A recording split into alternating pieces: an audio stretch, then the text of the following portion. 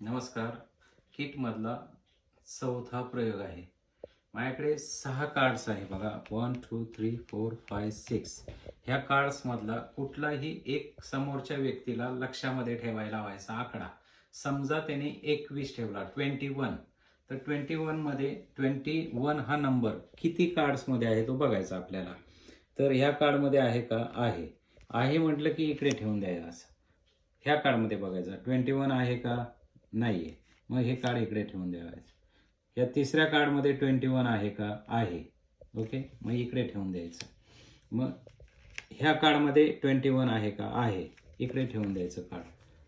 Okay. आणि या कार्डमध्ये 21 आहे का बघा? नाही आहे. मग हे कार्ड इथे ठेवून द्यायचं. ह्या कार्डमध्ये 21 आहे का? नाही. मग इकडे ठेवून द्या. मग समोरच्या व्यक्तीचा 21 नंबर आपण कसा ओळखायचा ते सांगतो.